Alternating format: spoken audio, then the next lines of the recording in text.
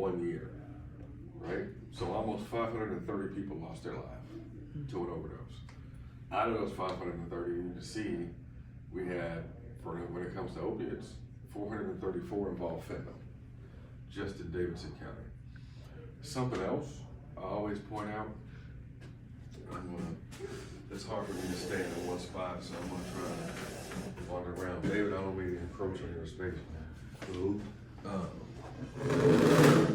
So something else I try to point out is this number right here, right? Over 329,000 prescriptions for pain were written by a doctor, given to their patients, and those patients filled them at a pharmacy. Just in Davidson County for 1 year. So that's almost one prescription per 7 people. That's a lot of prescriptions for pain. What this tells me is that there are a lot of people in pain, right? Because this number represents not just physical pain, right? This represents mental and emotional pain as well. Because people see therapists, they see psychiatrists. They tell their doctor, look, you don't know my life, you don't know my family, got a crazy ass family. When I come home, I don't want to think about shit, right? I don't want to think about anything, just give me something so I can nod out. I don't want to think about anything, just numb it, I don't want to deal with it. This tells me there's a lot of people in pain. This tells me that when it comes to recovery and treatment, mental and emotional trauma also needs to be addressed as part of somebody's recovery. Both need to be addressed. Because those of us, whether we're in recovery or starting recovery, we have a tendency to put Band-Aids on things, right? And most of us that are active or in recovery, we have coping issues. We don't know how to cope. So part of our recovery is learning new coping mechanisms. When we feel like things are coming at us too fast and too hard, we shut down mentally and emotionally.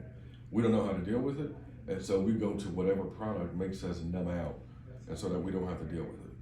And so we have a lot of Band-Aids. And so how I think of relapse, or I call it a speed bump, but how I think of it is all of these things that we have Band-Aids on that we've never dealt with, right? The right trigger comes along at the right moment and rips those Band-Aids off. And so if there's like mental and emotional things, because each person is different, those should be addressed during somebody's recovery. It used to be, I was only concerned about getting a person physically off a substance. That's how it was. If we can get a person physically off a substance, we were 90% home. We know that that whole philosophy has changed. We know there's a backstory of why people do stuff. And so I read a study from Harvard about 1.5 years ago, so it might be a little outdated, but it said almost 80% almost of people that had dual things going on, or 2 things going on, substance use and mental and emotional, were only getting one treated. So either they were getting the physical substance treated and not the mental and emotional, or they were getting the mental and emotional addressed and treated, but not really getting anything or any help physically getting off a substance. Almost 80%. They were only getting one treated. Both need to be addressed as part of somebody's recovery. And so we will, and this is just,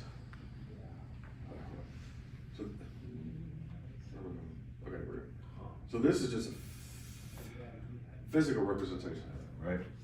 And so, yes, we already know we physically have to get a person off whatever substance it is. But at the same time, there is the mental and emotional. At some point, they overlap. At some point, both of those need to be addressed as part, or should be addressed as part of somebody's recovery. There's really only 2 groups, y'all. And a person is gonna fall in either one of those.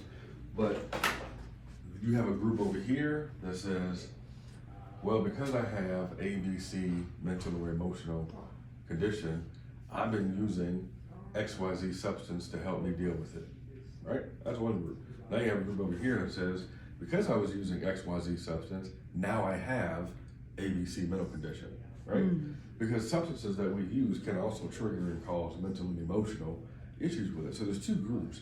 Regardless of which group a person falls in, they overlap at some point, and both should be addressed as part of somebody's recovery. Because if not, we haven't really addressed the underlying current or the underlying issue.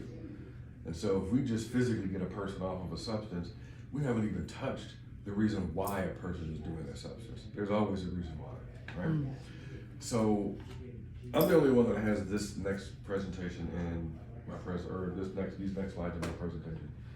I went to Belmont, and so one of my professors, we reconnected, and she lost her son last year, broken. So part of what we do as ropes is help change perspective when people hear overdose, right? When we're out in the community and we say, hey, do you know about naloxone?